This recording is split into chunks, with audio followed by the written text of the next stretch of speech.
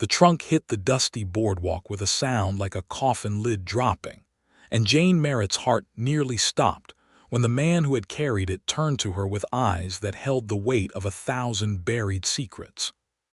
"Tell no one where you are staying," Edwin Winslow said, his voice low and deliberate, barely above the wind that swept down the main street of Caldwell, Kansas, carrying with it the smell of horse sweat and gunpowder and something else entirely, something that Jane could not name but felt in the hollow of her chest like a warning bell. "Not the conductor you spoke with on the train, not the woman who sold you a meat pie at the depot, not a single living soul." Jane stared at him. The afternoon sun of September 1881 pressed down hard on the bleached wood of the boarding house porch, and everything about Edwin Winslow was contradictory. He was tall but moved quietly, dressed plainly in a dark coat that had seen better years, with a jaw that was set hard and eyes that were the color of creek water after a storm, gray-green and unreadable. He wore no badge.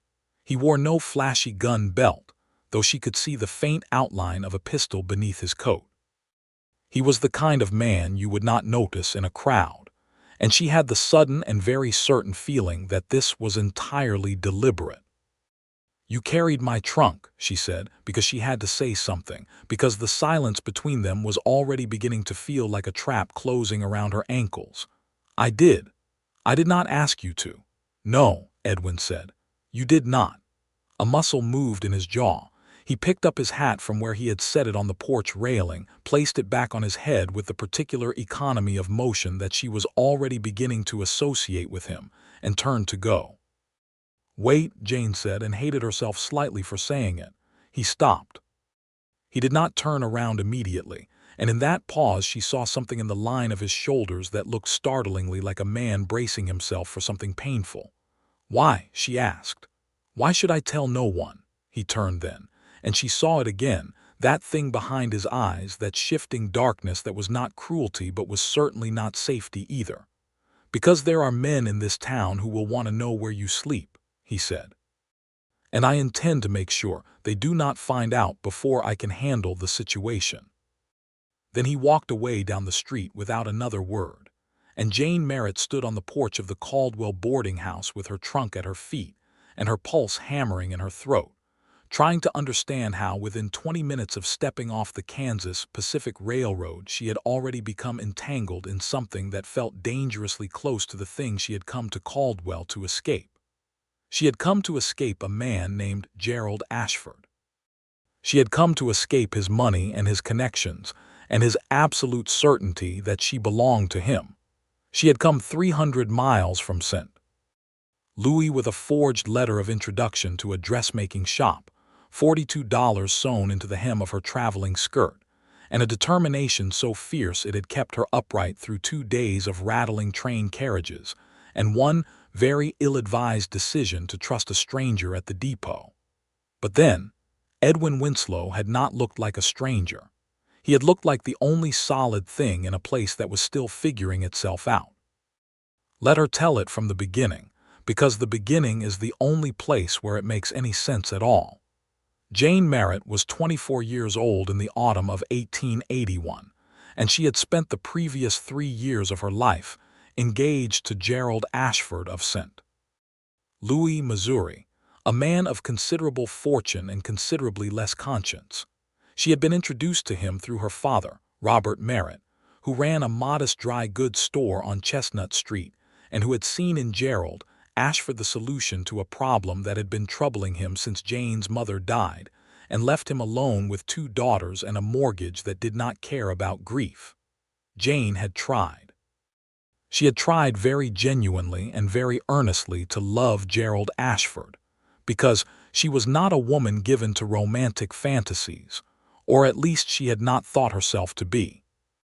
She was practical and clear-eyed and capable of hard work, and she had told herself that affection could grow where respect was planted. But Gerald Ashford did not respect her. He respected her face and her manners and the way she looked at dinner parties, and he respected her silence, which he interpreted as agreement, and she experienced as the slow suffocation of everything she actually was. The breaking point had come in August of 1881. 6 weeks before the events on the porch of the Caldwell boarding house, when Jane had overheard Gerald speaking to his business partner, a man named Cord Dalton, about a piece of land near Caldwell that Dalton apparently owned and that Gerald intended to acquire. She had not understood most of the conversation, but she had understood the phrase "her own father does not even know what he has signed," and she had understood that Gerald was doing something that went far beyond sharp business practice into territory that a lawyer would describe with words like fraud and forgery. She had also understood, from the way the conversation concluded, that Gerald was aware she had heard it. He had appeared in the doorway of the parlor less than a minute later, and the look on his face had told her everything she needed to know about what happened to women who heard things they were not supposed to hear. She had been on a train to Caldwell, Kansas, within 4 days. She had written to a dressmaker named Mrs. Harriet Cole, whom she had found through an advertisement in a St. Louis newspaper, a woman who needed a skilled seamstress and who offered room and board as part of the arrangement. Jane was an excellent seamstress. Her mother had taught her. And Kansas, she had reasoned, was far enough from Gerald Ashford's reach that she might finally have time to think without the sound of his footsteps on the stairs making her heart go cold. What she had not anticipated was Edwin Winslow. She had first seen him at the train depot in Caldwell, which in September of 1881 was a rowdy and complicated place. Caldwell sat at the edge of the Cherokee Strip, and the cattle trade was still in full roar, with longhorns moving up from Texas and money changing hands in ways that were not always legal or gentle. The depot was crowded with cattlemen and railroad workers, and a good many men whose occupation was not immediately apparent. And Jane had been standing beside her trunk, trying to locate a porter, when a fight broke out between 2 cowboys over something involving a card game and the honor of a woman neither of them apparently knew personally. In the chaos that followed, involving a great deal of shouting and at least one thrown whiskey bottle, Jane had lost her footing on the platform and would have gone off the edge onto the tracks had a hand not closed around her arm and pulled her back with a firmness that left no room for argument. She had turned to find Edwin Winslow looking down at her with that gray-green gaze, expressionless in a way that she would later understand was not coldness, but rather the very careful management of a man who had learned not to show what he was feeling in public places. "Thank you," she had said. He had nodded once. Then he had looked at her trunk and then back at her, and then at the street beyond the depot, and something had shifted in his expression that she could not quite read. "Where are you headed?" He had asked. She had told him the boarding house. And without another word, without asking permission, without explaining himself, he had picked up her trunk, which was not a small thing, and carried it out of the depot and down Main Street to the boarding house on Chestnut Avenue, where he had set it on the porch and said what he had said. "Tell no one where you are staying." She had stood on that porch for a long time after he left, turning the words over in her mind, feeling the particular shape of them, the way they fit against the edges of her fear with a precision that suggested he knew something she did not. She went inside. The boarding house was run by a woman named Mrs. Clara Potts, who was perhaps 50 years old, with iron-gray hair pinned in a severe bun, and a manner that was brisk without being unkind. She gave Jane a room on the 2nd floor, small but clean, with a window that overlooked the alley and a lock on the door that actually worked, which Jane tested 3 times before she was satisfied. She ate supper that evening in the communal dining room with 5 other boarders, a railroad surveyor, 2 cattlemen on their way back to Texas, a widow named Mrs. Freeman who was visiting a son, and a young man of perhaps 20 who worked at the land office and ate with the concentrated silence of someone who has been lonely for a long time. She said very little. She listened carefully. She did not mention Edwin Winslow. She went to bed that night with the window latch secured, her $42 still sewn into the hem of her skirt which she folded beneath her pillow, and lay awake for a long time watching the shadows on the ceiling shift with the wind in the trees outside, thinking about a pair of gray-green eyes and the particular quality of the warning they had contained. It was not a malevolent warning. That was the thing she kept returning to. It was not the warning of a man who meant her harm. It was the warning of a man who was afraid she would come to harm, which was an entirely different thing, and one that, for reasons she could not fully articulate, made it harder to dismiss. She found out his name the following morning from Mrs. Cole, the dressmaker. Mrs. Harriet Cole was a compact, energetic woman of 45 who operated her shop from the front room of her house on 2nd Street, a 10-minute walk from the boarding house. Jane arrived at 8 in the morning and was immediately set to work on a wedding dress that needed to be finished within the week, a commission from the daughter of a local cattle baron that came with detailed instructions, and a price that suggested Mrs. Cole had learned not to undersell herself. They worked well together, falling into the easy rhythm of two women who understand cloth and needle without needing to explain themselves to each other, and by mid-morning Jane felt the first loosening of the tightness in her chest that had been her constant companion since August. Over tea, Mrs. Cole asked her about her journey, and Jane gave a carefully edited version that contained nothing about Gerald Ashford and focused instead on the train route and the impressiveness of the Kansas sky. And then, almost without meaning to, she mentioned the man at the depot. Mrs. Cole's cup stopped halfway to her lips.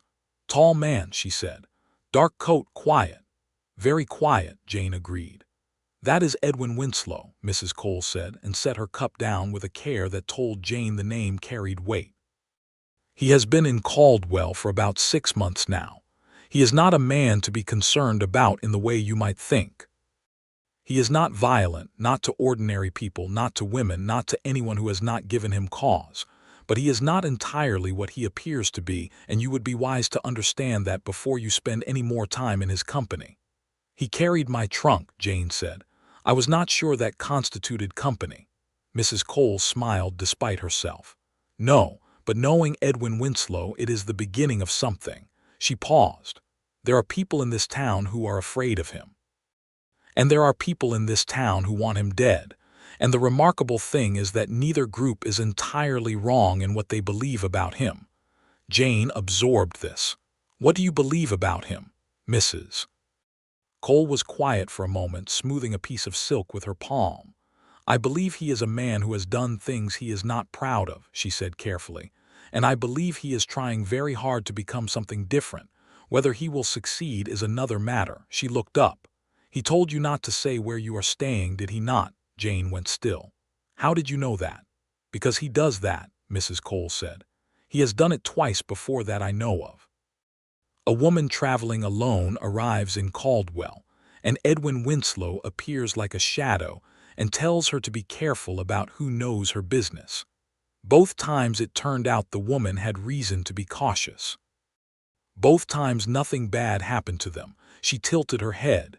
"He is watching out for you, Miss Merritt, whether you asked him to or not." Jane thought about this for the rest of the morning, and the more she thought about it, the more it unsettled her in a way that was not entirely unpleasant, which unsettled her further. She saw him again that afternoon. She was returning from the boarding house with a spool of thread that Mrs. Cole had needed, walking along the main street in the particular way that a woman alone learns to walk in a cattle town, eyes forward, pace steady, aware of everything in her peripheral vision. The street was busy with the mid-afternoon traffic of wagons and horses and men conducting the various businesses of frontier commerce, and at first she did not see him.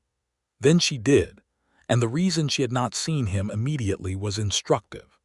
Edwin Winslow was standing in the narrow gap between the hardware store and the assier's office, partially in shadow, and he was watching two men who were standing outside the saloon across the street. He was watching them with a stillness and an attention that she recognized as the posture of a man who is calculating, who is measuring something against something else in the balance of his mind, and not liking the result. One of the men outside the saloon was heavyset, with a red kerchief at his throat and a way of gesturing that seemed to involve a great deal of threat compressed into small movements. The other was thinner, younger, and nervous in a way that was visible even at this distance. She could not hear what they were saying. Edwin turned his head and saw her. For a fraction of a second, something moved across his face that she could only describe as distress, as though she were the one element in a carefully managed situation that he had not accounted for. Then it was gone, replaced by that careful neutrality. He crossed the street toward her, not hurrying, not drawing attention.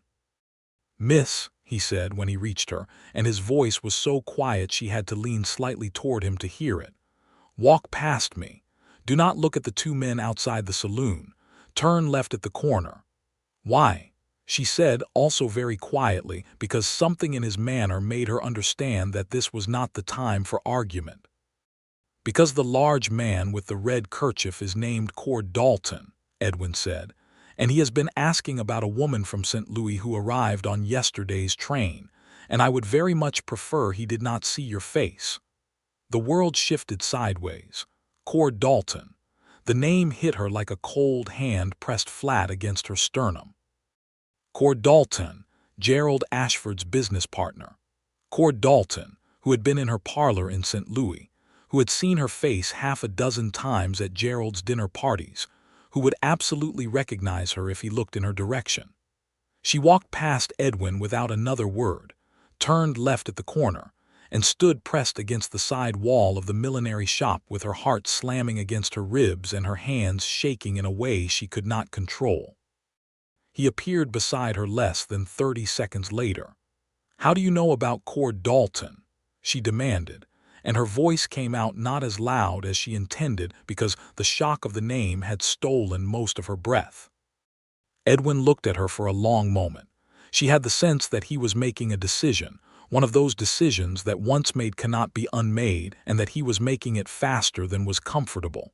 "Because Cord Dalton is part of the reason I am in Caldwell," he said, "and because Gerald Ashford sent him here to find you." The silence between them was the kind that fills up with everything that has not been said. "Who are you?" Jane asked. He took his hat off.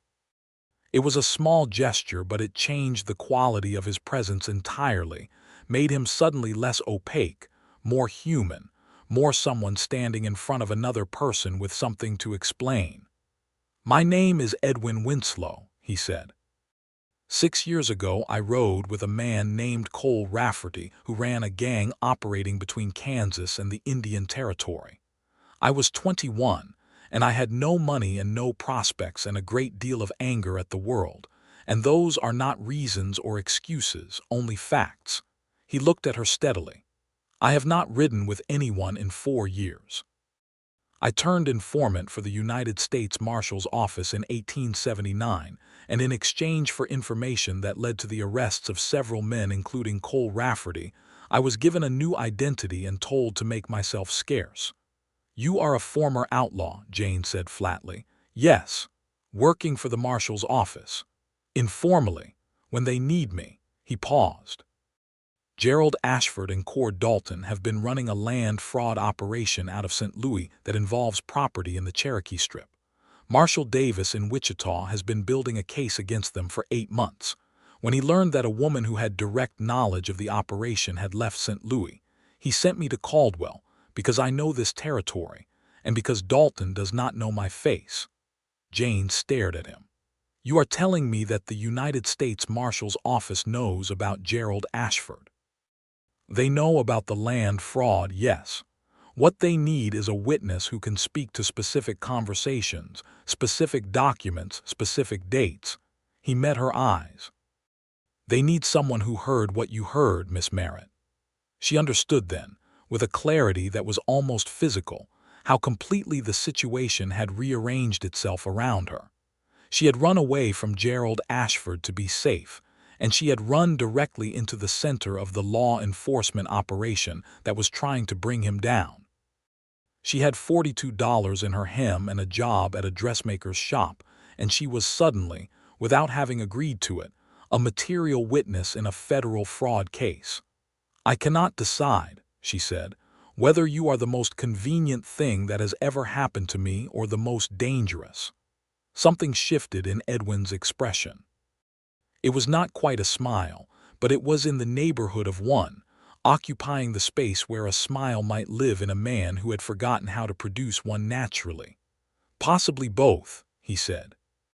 She looked at him, this quiet, contradictory man with his outlaw past and his borrowed identity and his habit of carrying trunks for women he did not know, and she thought that Gerald Ashford had been the most obvious danger she had ever faced, and that Edwin Winslow was a completely different kind of danger altogether, one that operated from an entirely different direction and was, for that reason, considerably harder to guard against.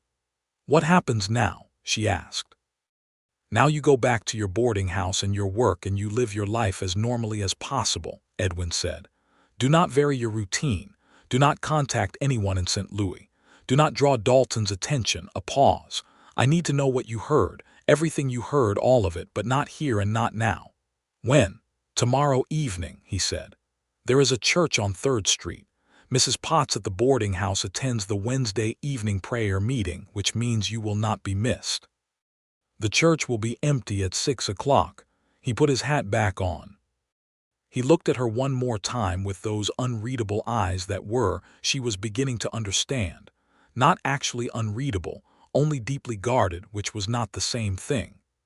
"You are going to be all right," he said, and it was the most human thing she had heard him say, and the very humanness of it, the fact that he had said it at all, lodged somewhere underneath her sternum and stayed there. Then he was gone again, and Jane stood at the corner of Main Street and Elm in the September afternoon of 1881, surrounded by the noise and motion of a cattle town going about its business, and tried very hard to breathe normally. She did not sleep well that night either.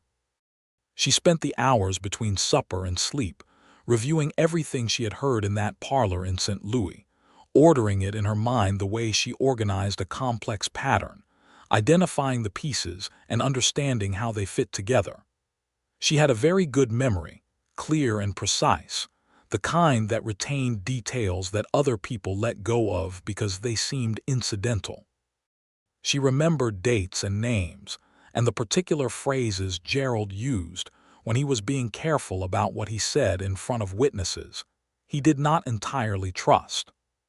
She also spent some of those hours thinking about Edwin Winslow, and she was honest enough with herself to acknowledge that this portion of her thinking was not entirely strategic. He was not handsome in any conventional sense. His face was angular and weathered in a way that spoke of years spent outdoors in conditions that were not always kind, and there was a seriousness to him that could easily be mistaken for coldness. But she had seen, in those brief unguarded moments, something underneath the seriousness that was not cold at all. The way he had said you are going to be all right. The way he had looked distressed when he saw her on the street, not because she complicated his plan, but because she was in potential danger, and that genuinely bothered him. A man who had ridden with outlaws at 21 because he had been angry and desperate, and who had then spent 4 years trying to make something different of himself. She knew what it felt like to be in a situation where your options had narrowed down to a choice between things that were all wrong in different ways. She did not hold the past against him. She held it, instead, as information about the kind of pressure a person could withstand and come out the other side of still standing. She fell asleep toward midnight, and she dreamed of nothing at all, which was a relief. The following day passed with the particular texture of days that are waiting for their evening. She worked at Mrs. Cole's shop, completing the wedding dress with a precision and care that Mrs. Cole remarked upon, and she thought as she worked about the fact that she was sewing a dress for a woman about to make a permanent commitment to someone, and wondered what it would feel like to make that kind of commitment freely, to a person chosen rather than assigned. At 5:30, she walked to the church on 3rd Street. It was a plain building, white-painted wood that had begun to show the weathering of 3 Kansas summers, with a small porch and windows of plain glass. The door was unlocked. She went in. The interior was cool and smelled of candle wax and pine, and the particular dusty holiness of rooms that are used for prayer. Light came through the plain windows in long late afternoon slants, laying themselves across the wooden pews. At the end of the third pew from the front, Edwin Winslow was already sitting. He rose when she came in. The movement was automatic, the courtesy of a man who had had manners instilled in him before the world had gotten to him, and she filed this away alongside everything else she was learning about him. "Thank you for coming," he said.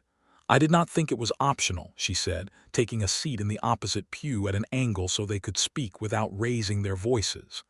"It was always optional," he said quietly. "I want you to understand that. Nothing about this is required of you. If you want to be left entirely alone, I can arrange for a different witness, and you can live your life here in Caldwell without any further involvement from me or the marshal's office." She looked at him. But Dalton is here," he said, "and as long as Dalton is in Caldwell without knowing whether you intend to speak to the authorities, you are in a precarious position. If they decide you are a threat, they will not wait for legal processes to deal with it." The directness of this landed without softening, and she appreciated it more than she could immediately say. She had spent 3 years with a man who wrapped every threatening thing in pleasantries, who made danger sound like courtesy, and the bluntness of Edwin Winslow's honesty was, paradoxically, a relief. "Tell me what you know about the land fraud," she said, "and I will tell you what I heard. And we will see if our pieces fit together." What followed was 2 hours of careful, thorough conversation, the kind that builds something structural as it proceeds, each piece of information placed against another until a shape emerged. Edwin knew the mechanism of the fraud from the marshal's investigation. Dalton owned parcels of land in the Cherokee Strip territory that were not legally his to sell, land that had been granted to Cherokee families under treaty, and that Dalton had acquired through a combination of forged documents and bribed officials. Gerald Ashford was the money behind the operation, the man who provided the capital and the social respectability that made the transactions appear legitimate to buyers in St. Louis who were investing in Western land. And what Jane had overheard was the conversation in which Gerald had discussed the specific documents, the specific dates, and the name of the official in the Bureau of Indian Affairs who had been bribed to certify the fraudulent transfers. She told him all of it, everything. The names, the dates, the phrases, the particular way Gerald had said her own father does not even know what he has signed, which she now understood meant that Robert Merritt had been used, his signature on some document he had been deceived about as part of the mechanism of the fraud. When she said that, Edwin's expression shifted. "Your father's name appears in the paperwork," he said slowly, and it was not a question. "Apparently. Then you were not only running from a dangerous man," Edwin said. "You were running from the possibility of your father being implicated in something he did not know he had participated in." The precision of this understanding, the speed and accuracy with which he had grasped the full shape of her situation, did something to Jane that she had not expected. She had not been understood like that, not fully, not without having to explain herself 3 times and then accept a simplified version of the understanding back in 3 years, possibly longer. "Yes," she said simply.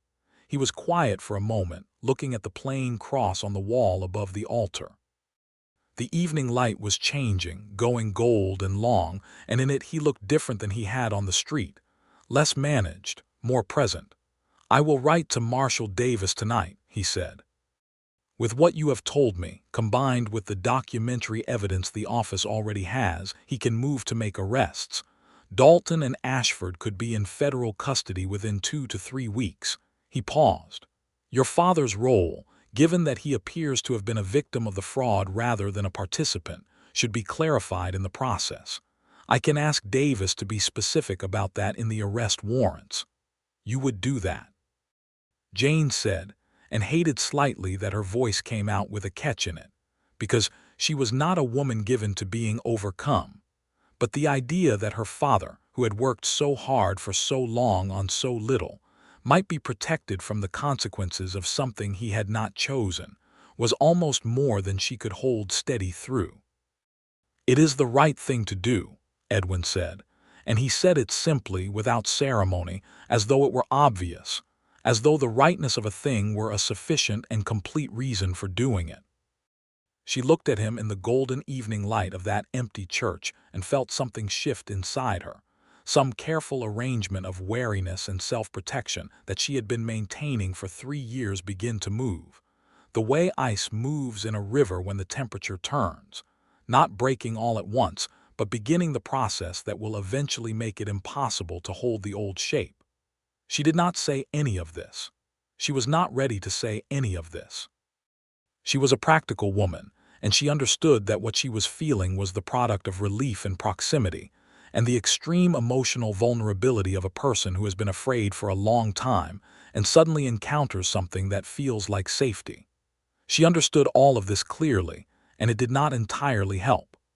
"What do you do?" she asked, because she needed to say something that was not what she was actually thinking, "when you are not carrying trunks for women at train depots." He looked at her sideways, and there it was again, that almost smile that lived in the vicinity of one. "I work at the livery stable," he said. "I am good with horses."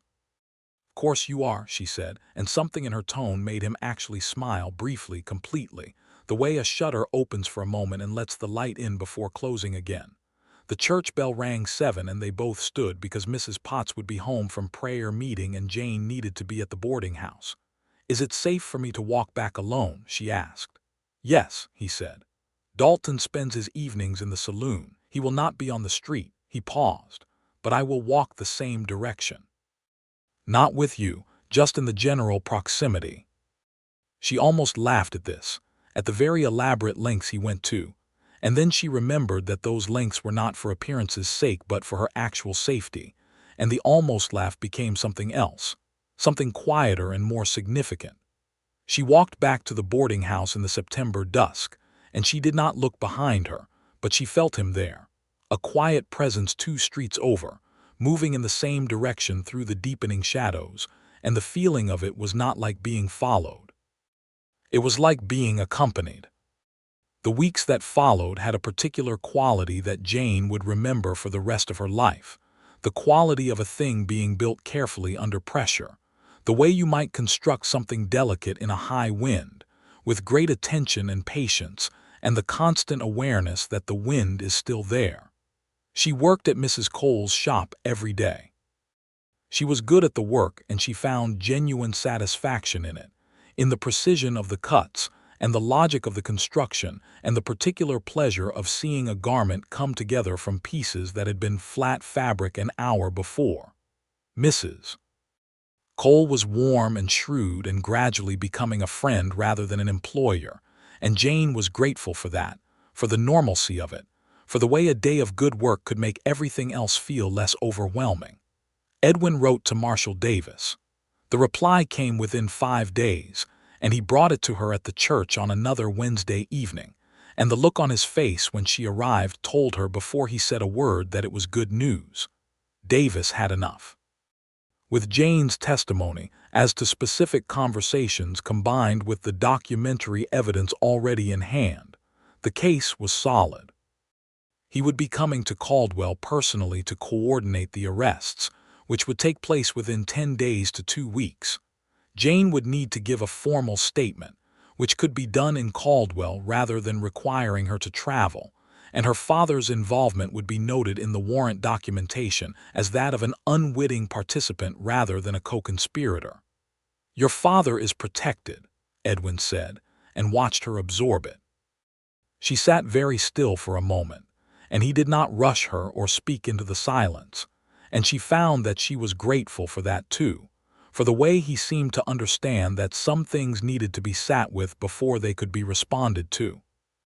"Thank you," she said at last, and it carried more weight than 2 words usually did, the whole of 3 years and $42 in a hem and 2 days on a train, and the thing with the trunk and all of it compressed into those 2 words. "You did this," he said. "You made the choice to leave and to speak. I only wrote the letter." "You only wrote the letter," she repeated, "and carried my trunk and stood guard in a street and arranged a meeting in a church and made sure my father's name would be cleared in a federal arrest warrant." She looked at him. "Edwin, It was the first time she had used his given name, and they both noticed it. Something changed in his expression, something opened that had been closed, and he looked at her with those gray-green eyes that she had been learning to read for 2 weeks now. And what she read in them in that moment was something that she recognized because she was feeling it herself. The particular terror of caring about someone when you have been convinced for a long time, for good reasons, that caring about someone is primarily a mechanism for being hurt. "Jane," he said, and her name in his mouth sounded like something being held with both hands carefully. She looked at him for a long, weighted moment. Outside, the Kansas night was doing its vast indifferent thing, full of stars and distance, and inside the empty church there were just two people who had been alone for a long time and were beginning, with great caution and significant fear, to understand that they did not have to be. "We should not," she began. "No," he agreed. "There is too much happening. It is not a good time." "It is a very bad time," he said. "You are a former outlaw with a past that is genuinely complicated." "Yes. And I am a woman who is about to testify against a federal fraud operation, and who has been engaged to a criminal for 3 years, and who has $42 and a job at a dressmaker's and no clear plan for anything after next week." "That is an accurate summary," Edwin said. "So," she said. "So," he said. And then neither of them said anything else, because there was nothing else that needed saying, because the thing between them was already there, fully formed and undeniable, and speaking more about it was simply delaying the acknowledgement of what they both already knew. He walked her back to the boarding house that night properly, beside her rather than 2 streets over, and they did not talk about what had not been said in the church, and they did not need to. At the boarding house gate he stopped, and she stopped beside him, and the September night was cool and smelled of prairie and distant cattle and wood smoke, and the stars over Kansas were extraordinary, the kind of stars that you only see when the sky is truly dark, when there is no city between you and the universe. "Good night, Jane," he said. "Good night, Edwin," she said. She went inside. She did not look back, but she listened, and she heard his footsteps on the road for a moment before they faded, and she went up to her room and sat on the edge of her bed with her hands in her lap and looked at nothing for a long time, not thinking, just feeling, which was something she had not allowed herself to do in a very long while. The next 8 days were the strangest of her life. She worked, she ate, she slept, and at various points in each of these activities Edwin Winslow existed in her awareness with a vividness that was completely disproportionate to the amount of time they actually spent together, which was carefully limited. He came to Mrs. Cole's shop one morning on the pretext of having a button repaired on his coat, which was not a pretext anyone who examined the coat would have believed, since all his buttons were entirely secure, and he and Jane worked side by side in the shop for 20 minutes sewing nothing in particular, while Mrs. Cole tactfully found things to do in the back room.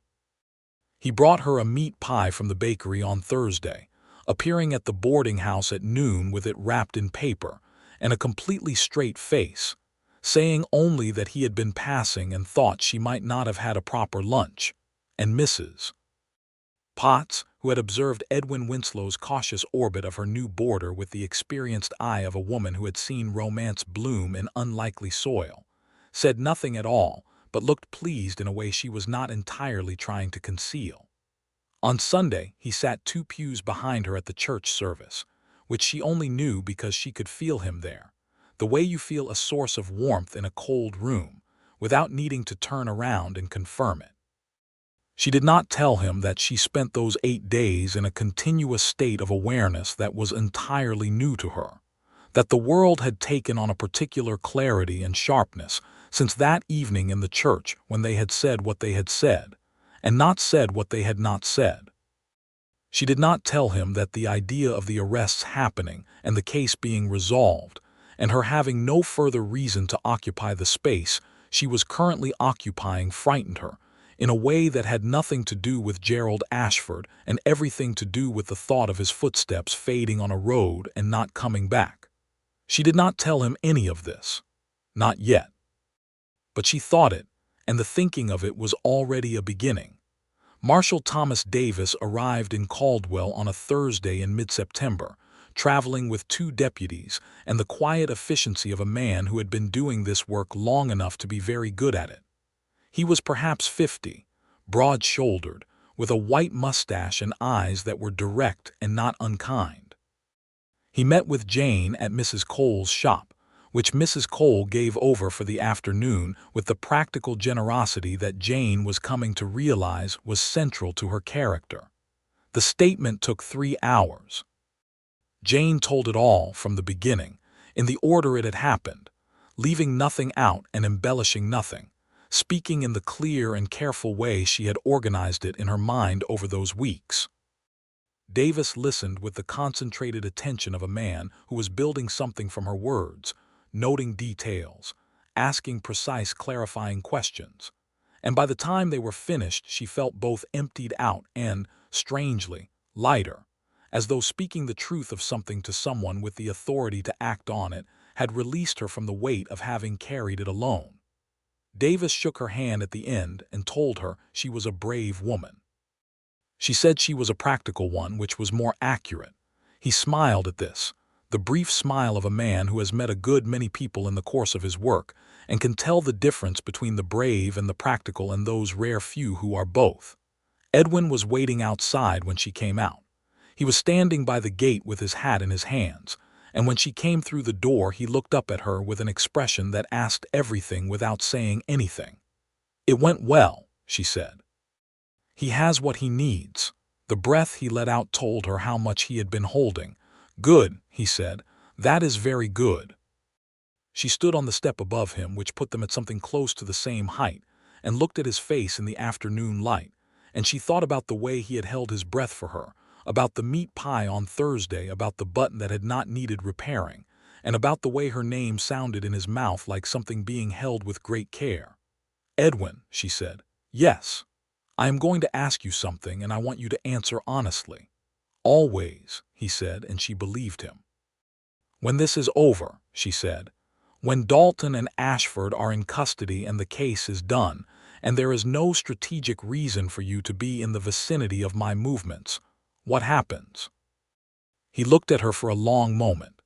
The afternoon light was warm on his face, and his eyes were fully present and completely readable in a way they had never been on that first day on the boarding-house porch, and what she read in them was so clear and so unguarded that it was almost startling, like stepping out of a dark room into sunlight. "What happens," he said carefully, "depends entirely on whether you would consider having supper with me. In a restaurant, properly, in public, with no strategic purpose whatsoever." "Just supper," she said. "Just supper," he agreed, "to begin with." She felt the smile before she was aware of producing it, the full warmth of it, the first fully unguarded smile she had produced in the presence of another person in 3 years, possibly longer. "Yes," she said, "I would consider that." The arrests of Cord Dalton and Gerald Ashford happened 5 days later, on a Tuesday morning, coordinated between Marshal Davis's office and the federal authorities in St. Louis who had been waiting for the signal. She heard about Dalton's arrest from Mrs.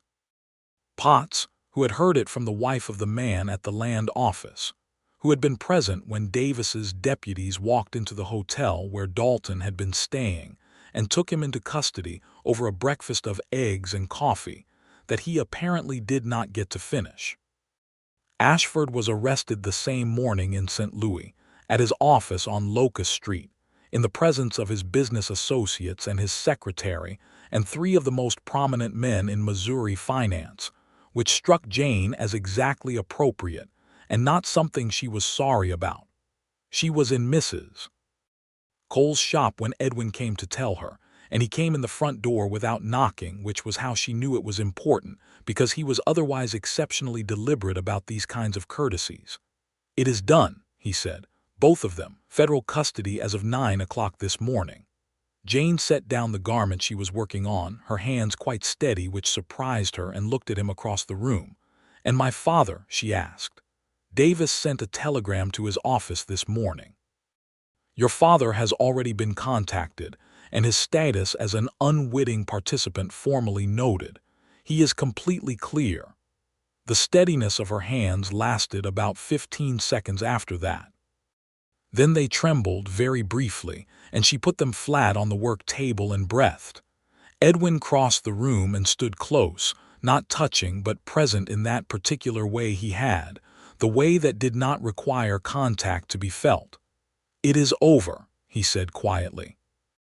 "It is over," she repeated, and the words had a texture she had not expected, a richness, as though they contained not just the end of the bad thing but the beginning of something else, something that had been waiting for the bad thing to clear away before it could grow.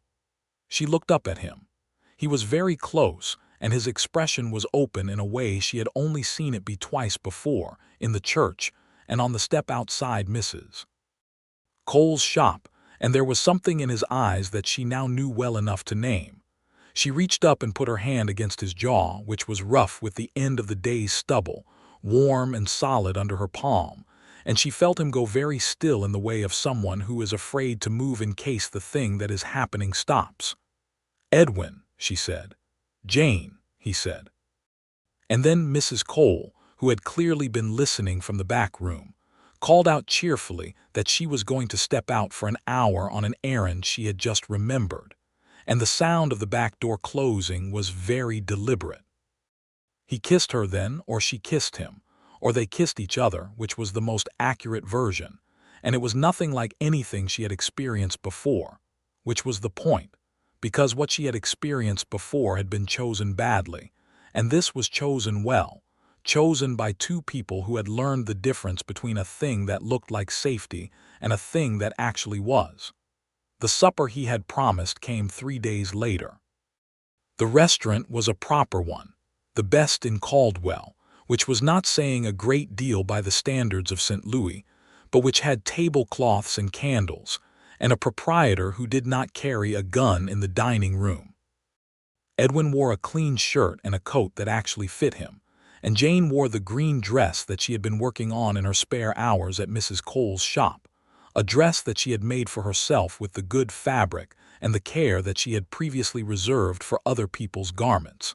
He looked at her when she came down the boarding house stairs in it, and she watched him look at her, and it was the most uncomplicated pleasure she had felt in years. They talked for 3 hours. Not about the case or the past or the complicated geography of how they had come to be sitting across a table from each other in Caldwell, Kansas, in September of 1881. They talked about everything else. She told him about her mother, who had taught her to sew and read poetry in French and believed that precision and beauty were not opposites. He told her about growing up in Ohio, about a father who had been kind but ineffective and a mother who had been neither, about the series of small compressions and discouragements that had made 21-year-old Edwin Winslow feel that the world had already decided what category he belonged in, and that he might as well give it the behavior it expected. "You did not stay in that category," she said. "I am trying not to," he said. "There is a difference between those two things." "There is," she agreed, "but the trying is the important part. The trying is everything." He looked at her across the candle-lit table with an expression that she had not seen on him before, something unguarded and hopeful and faintly terrified, the expression of a man who has wanted something for long enough that the proximity of actually having it has become frightening. "I have been in Caldwell for 6 months," he said. "I have work I am reasonably good at and a room that is paid for and the beginning of something that might become a life. And I have been here alone, which was fine, which was what the situation required." He paused. "It is less fine now." "Less fine," she said. "Considerably less fine," he said. "Since approximately 20 minutes after I picked up your trunk." She felt warmth move through her from her chest outward, the kind that has nothing to do with temperature. "I am not going back to St. Louis," she said. "I know. I like Caldwell, I like Mrs. Cole's shop, I like my room at Mrs. Potts's boarding house. I like Kansas, which I did not expect to. The sky is remarkable." "It is," he agreed. "And I like you," she said, simply and directly, which was the only way she knew how to say anything important. "I like you a great deal, Edwin Winslow, dark past and hidden life and all of it, and I think you should know that." He was quiet for a moment and then he said, "I like you a great deal, Jane Merritt, practical wisdom and green dress and all of it, and I have been wanting to say that for approximately 3 weeks." They sat in that for a moment, both of them, letting the simplicity and the weight of it settle. "So," she said. "So," he said. And they had dessert, which was a very good apple pie, and talked until the restaurant proprietor began closing things up around them with the pointed efficiency of a man who wanted to go home, and Edwin walked her back to the boarding house in the cool October air. And at the gate he held her hand, which was new and entirely perfect, and he kissed her once briefly, with a tenderness that she would think about for the next several days with considerable frequency. The months that followed built themselves into something she had not imagined when she had boarded a train in St. Louis with $42 and a sewing kit and the raw determination to be somewhere else. She had imagined survival, the basic architecture of it, a job and a room and a slow rebuilding of the self that Gerald Ashford had spent 3 years systematically diminishing. She had not imagined this, the particular happiness of a thing chosen freely and built together. She worked at Mrs. Cole's shop through the autumn and into the winter, and she was good at it, increasingly good, and Mrs. Cole began sending her particularly difficult commissions with the trust that comes from having seen a person's work at its best. She moved out of the boarding house in November, not for any scandalous reason, but because Mrs. Cole offered her a small room at the back of the house as a live-in arrangement, which saved money and meant she did not have to walk in the early morning dark. Edwin remained at the livery stable, which suited him in ways that went beyond employment. He had a gift with horses that was partly skill and partly something harder to name, a quality of stillness and patience that animals recognized and responded to. And the owner of the stable had begun talking about a partnership arrangement that would give Edwin a stake in the business rather than simply wages. They saw each other several times each week, taking meals together, walking in the evenings along the edge of town, where the prairie began its enormous flat conversation with the sky, attending church on Sundays with a regularity that Mrs. Potts found deeply satisfying, and that Edwin himself seemed to find genuinely meaningful rather than merely socially appropriate. He had started going before she arrived in Caldwell. She learned, as part of what he called the ongoing project of becoming someone worth being. He met her father in January. Robert Merritt had written to Jane in October, a long and somewhat incoherent letter in which relief and apology, and a determination to understand everything that had happened fought each other for priority across 6 pages. He was a good man, her father. He was not a strong man, not in the way Gerald Ashford was strong, which was to say weaponized, but he was fundamentally decent in a way that had become hard to find in the people around her, and that she valued accordingly. He traveled to Caldwell in January of 1882 on the pretext of wanting to see his daughter properly settled, and she met him at the depot, and he looked at her, at the particular quality she now had of being herself without apology, and he said, "You look well, Janie," in a tone that meant he understood that well was doing a great deal of work in that sentence. She introduced him to Edwin the following evening at the restaurant, and she watched Edwin shake her father's hand and address him with a straightforwardness that did not try too hard, that did not perform, and she watched her father's face as he understood that this was the kind of man his daughter had chosen, and the relief on Robert Merritt's face was a thing she would not forget. Edwin told her father, over dinner, that his name had appeared in federal court documents as that of an unwitting victim of the fraud, and that this was how it would remain in the public record. He said it matter-of-factly, without making it a gift or a favor, simply as a fact, and her father's eyes went slightly bright, and he looked down at his plate for a moment before he could respond. Robert Merritt stayed for 4 days.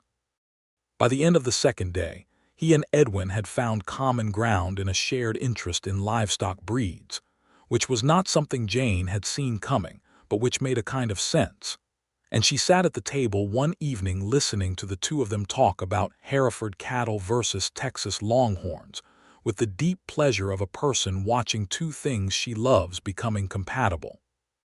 When her father left, he held her for a long moment at the depot and said quietly into her hair, "He is a good man, Janie. You were right to trust him." "I know," she said.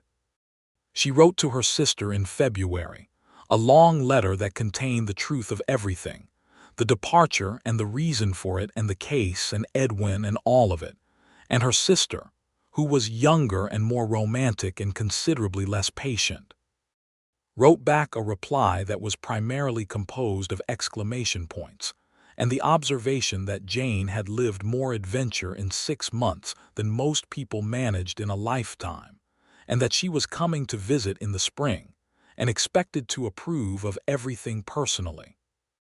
Edwin asked her to marry him in March.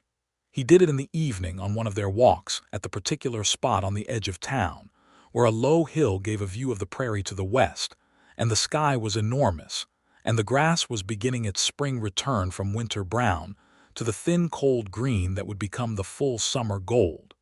He stopped walking, which she noticed immediately because his pace was so consistent and deliberate that any variation in it was significant. She stopped too and turned, and he was looking at her with an expression that she had never seen on him before, vulnerable in a way that took courage, open in a way that was the opposite of every careful guard he had constructed. He did not make a speech. He was not a man for speeches. He said, "Jane, I would like very much to spend my life with you. I would like you to be my wife. And I understand if you need time to think about it, and I will wait however long that takes, and I will not ask again until you are ready." He paused. "But I wanted to say it plainly, so there is no ambiguity." She looked at him in the early spring evening, this man who had carried her trunk and told her to tell no one where she was staying, this quiet, complicated, careful man who was trying every day to be someone worth being. And she thought about what it meant to choose freely, to choose without fear, to choose a person because of who they were rather than what they represented. "Edwin," she said, "I do not need time." He blinked. "You do not." "I have been thinking about it since November," she said. "I was simply waiting for you to ask." He laughed then, a genuine and unguarded laugh, the kind she had only heard from him a handful of times, and it was one of the best sounds she had ever encountered in her life. He produced a ring from his coat pocket, which told her he had intended to ask this evening specifically, and had been carrying it for some days, possibly weeks, which made her want to laugh too. It was a plain gold band with a small garnet set in it, nothing extravagant, exactly the kind of thing he would choose, meaningful without performance. He put it on her finger with hands that were not entirely steady, which she found deeply endearing. "Yes," he said. "Yes," she confirmed. They were married in June of 1882, in the church on 3rd Street, where they had first sat across from each other in the evening light, and exchanged information about a federal fraud case, and, incidentally, begun falling in love. Mrs. Cole made Jane's dress, refusing to let Jane have any hand in it, insisting that a bride should not sew her own wedding gown, which was the only time in 3 years of working together that Mrs. Cole had been genuinely firm about anything involving the shop. The dress was ivory silk with a high neck and long sleeves, and a simplicity of construction that was its own kind of elegance, and Jane stood in Mrs. Cole's back room on the morning of the wedding and looked at herself in the glass and felt, for the first time in longer than she could precisely calculate, completely and unconflictedly herself. Her father was there, and her sister Clara, who had arrived in May as promised and who had approved of Edwin with an enthusiasm that had made him slightly wide-eyed, and that Jane found entirely hilarious. Mrs. Potts was there, and the surveyor who still boarded at her house and who seemed genuinely moved by the whole proceedings. Marshall Davis sent a letter, which Edwin read aloud at supper after the ceremony, a short, characteristic letter that said simply that he was glad things had worked out and that Edwin had done well. Edwin's face when he read that letter was something Jane kept, stored away in the careful and complete collection she was making of the moments that constituted a life with him. They took a room together at the boarding house for the first weeks, while the partnership arrangement at the livery stable was finalized and they looked for a proper house.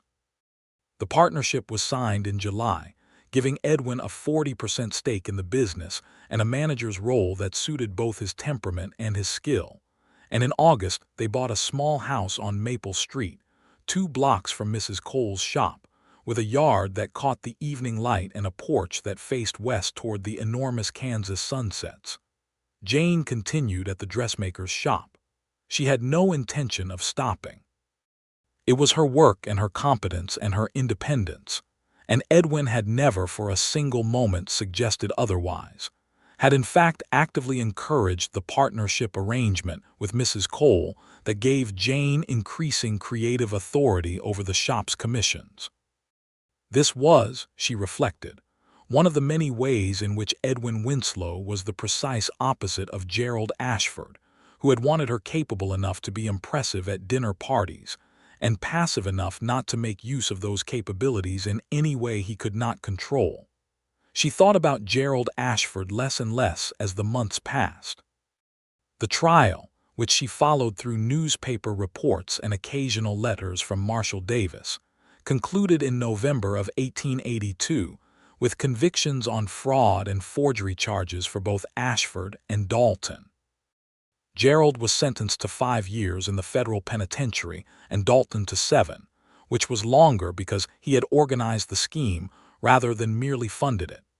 Jane read the verdict in the newspaper over breakfast and felt a clean and simple satisfaction that contained no residual grief, no complicated mourning for the years she had spent in that engagement.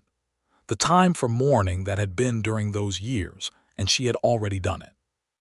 She set the newspaper down and drank her coffee, and Edwin came in from outside where he had been seeing to something in the yard and looked at her with a question in his eyes. "Verdict," she said. "Both of them. Guilty." He poured himself coffee and sat across from her, and they looked at each other across the breakfast table in the morning light of their small house on Maple Street, and she thought that this was happiness, not the dramatic version, not the version from novels, but the real kind, the kind that lived in coffee over breakfast and a man who looked at you across a table with eyes that saw all of you and found it sufficient. Their son was born in April of 1883. They had been hoping for a child since the autumn, and when the certainty of it arrived, Jane found that what she felt was not anxiety, as she had half expected, but a profound and steady joy that surprised her with its depth. She had thought about motherhood as an abstraction, something that belonged to the domestic arrangement of life, but the reality of it, the particular weight and reality of a new person arriving in the world via the two of you, was far larger and stranger and more magnificent than any category she had previously placed it in. Edwin was, she would later tell Mrs. Cole, not in any way someone she had to explain it to.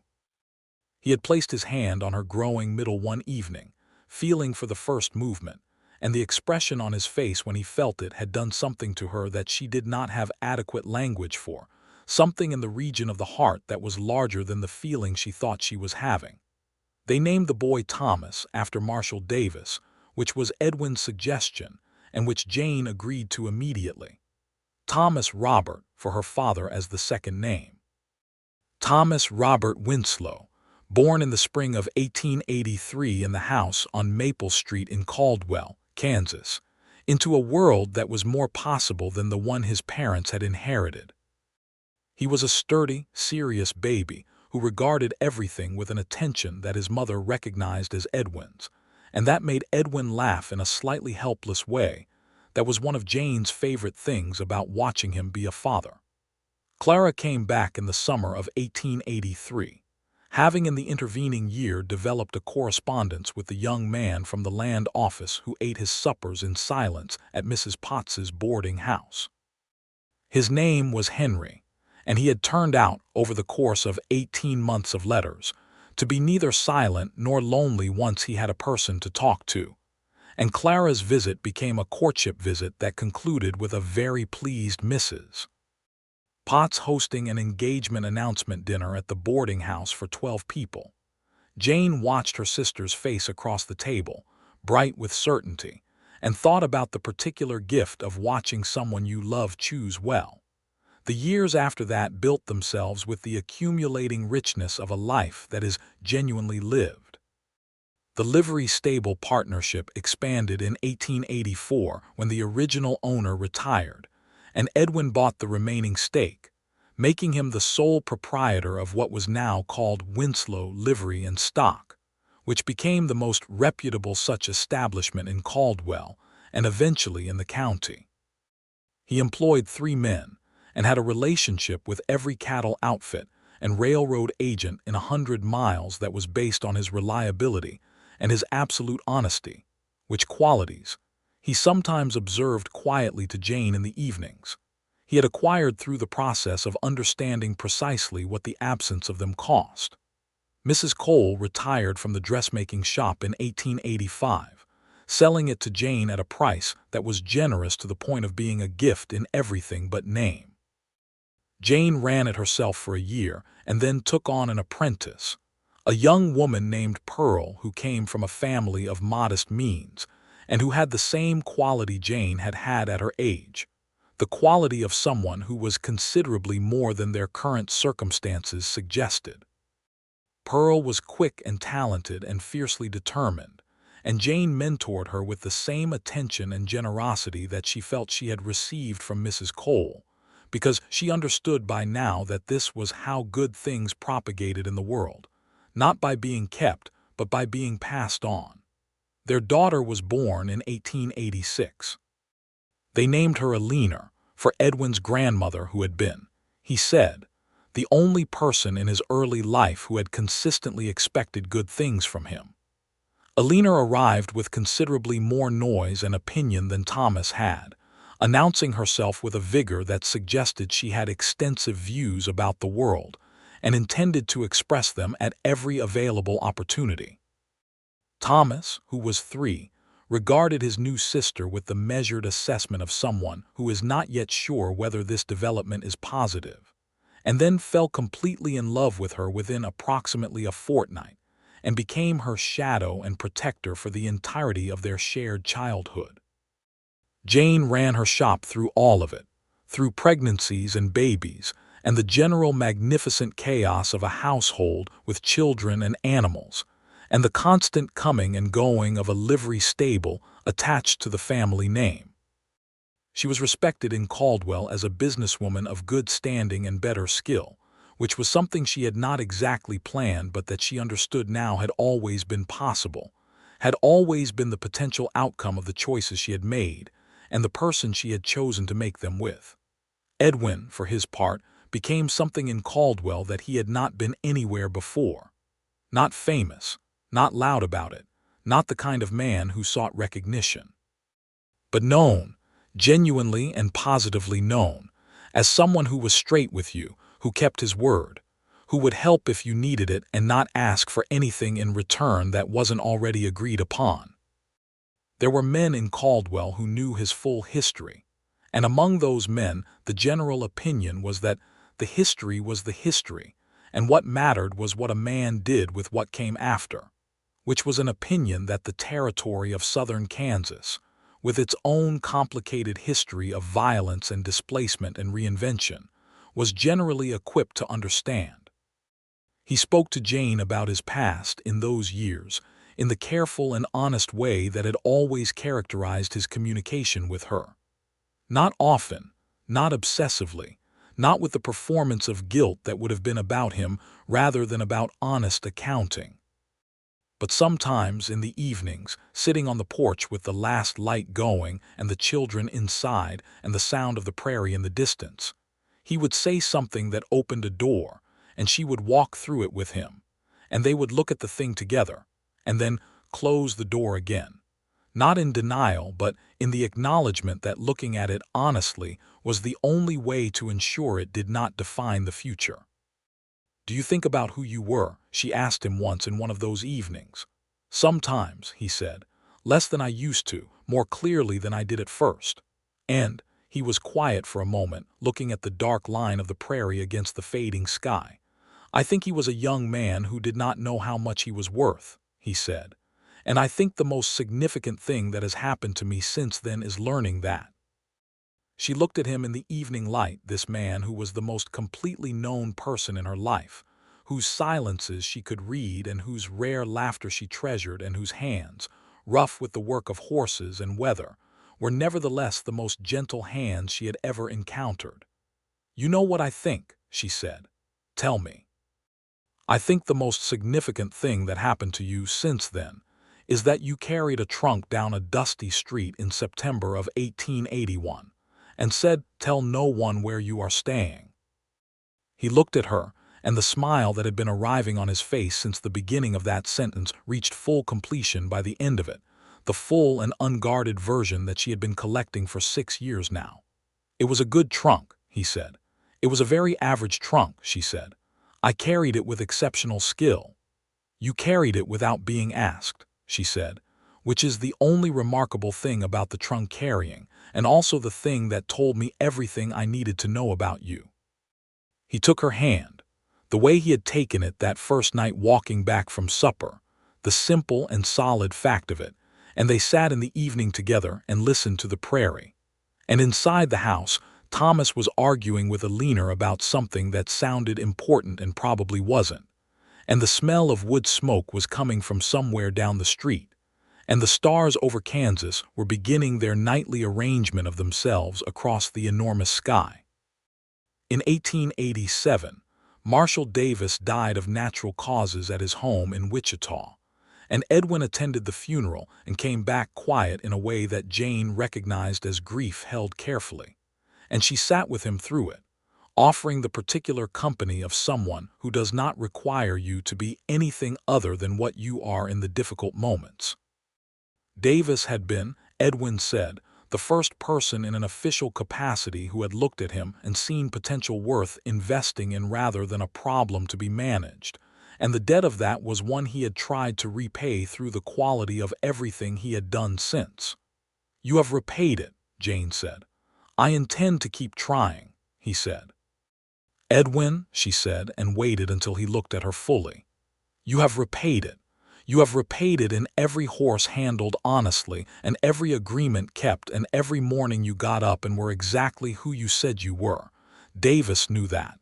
That is why he was proud of you." He was quiet for a moment, and then he put his arms around her and held on with the particular grip of a man who has learned not to take the solid things for granted. And she held him back in the same way, because she had learned the same lesson from the same direction, and the knowing of it was something they shared as completely as anything in their life together. Gerald Ashford was released from prison in 1887, having served 5 years of his sentence. Jane heard about it from her father, who sent a brief letter containing only the fact and the observation that Ashford had left Missouri for the East Coast and was unlikely to trouble any of them further. Jane read the letter, absorbed the information, and felt nothing more complicated than the recognition that a chapter had been fully concluded and filed away. She wrote back to her father to say that she was glad he had told her, that she wished Ashford no particular harm and no particular good, and that the apple trees in the yard were doing remarkably well this year. She told Edwin that evening. He listened, asked whether she was all right, accepted her answer that she was more than all right without pushing for a reaction she was not having, and that was the end of it. In 1889, Kansas entered a period of significant political and social change, and Caldwell itself, as the cattle trade began its shift and the railroad routes evolved, was changing its character. The town that had been a wild and woolly cattle terminus in 1880 was becoming something more settled, more permanent, with schools and churches and a newspaper and the infrastructure of a place that had decided it was going to stay. Edwin's livery business adapted, as he adapted, with a clear-eyed assessment of what was needed and a willingness to change the specific operation without abandoning the principles that had made it work. Jane's shop was by now the most established dressmaking business in the county, serving not only Caldwell but women from surrounding towns who traveled in specifically for her work. Pearl had become a full partner, and Jane was beginning to think about the satisfaction of having built something that would outlast her own daily involvement in it, that had become large enough and real enough to continue independently, which was a particular kind of achievement that she was quietly proud of. Their third child was born in 1889. Another son, which made Thomas, now 6, carefully dignified about the whole situation, and Alina, 3, absolutely delighted and convinced the baby was a personal gift to her.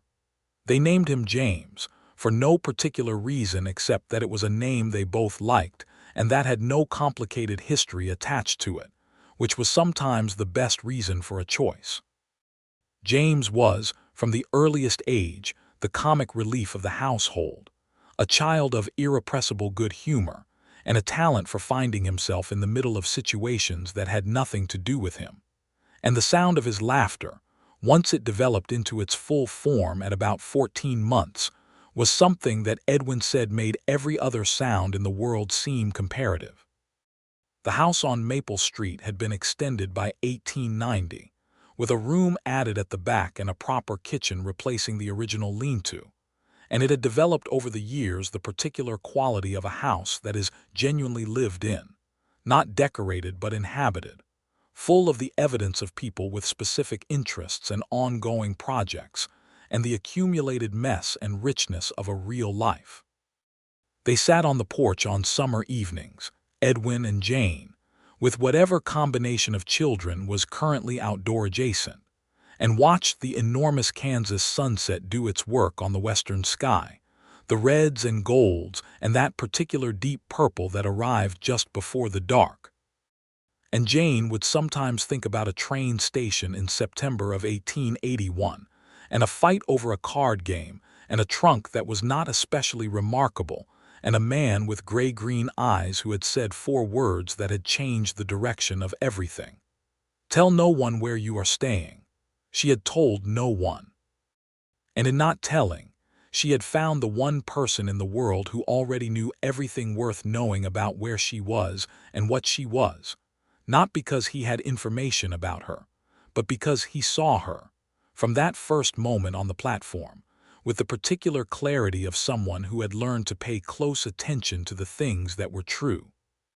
One evening in the autumn of 1891, 10 years after she had stepped off the Kansas Pacific Railroad with $42 in her hem and the raw determination to be somewhere else, Jane sat on the porch of her house on Maple Street and watched Edwin come up the path from the livery stable.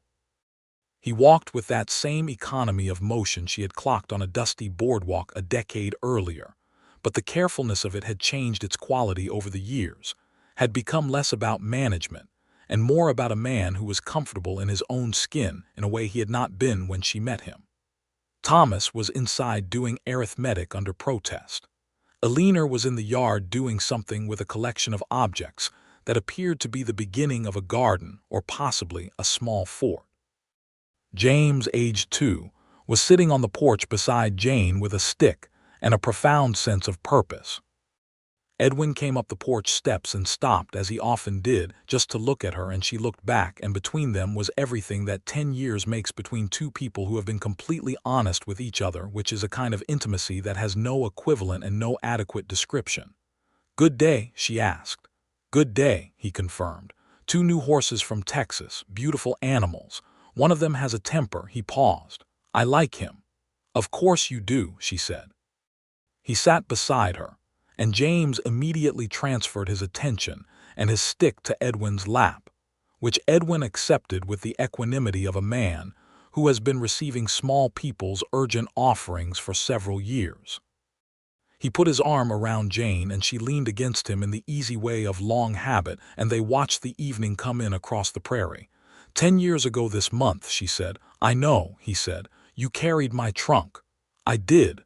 You told me to tell no one where I was staying." "I did," he said again, and his arm tightened slightly. "It worked out," she said. He laughed, the full and unguarded version, and it went out across the yard and the street and the prairie beyond, into the enormous Kansas evening. And Alina looked up from her project with the particular look of a child who is not sure what the joke is, but is delighted that there is one. And James waved his stick in what appeared to be enthusiastic agreement. "It worked out," Edwin said. And it had. It had worked out in the way that things work out when two people who have both been through the fire come together, not broken but clear, not desperate but certain, not afraid of the hard thing but equipped for it by having already survived worse. Jane Merritt had come to Caldwell to escape one story, and she had found a different one entirely, a better one she had not known to want until it was already beginning. A story about the particular freedom of choosing without fear, and the particular richness of being chosen in the same way, and about what a person becomes when they are finally, after a long time of trying and failing and trying again, exactly where they are supposed to be. The prairie went on in every direction, and the stars came out one by one, and the children made their small evening sounds, and Edwin's arm was solid and real around her shoulders.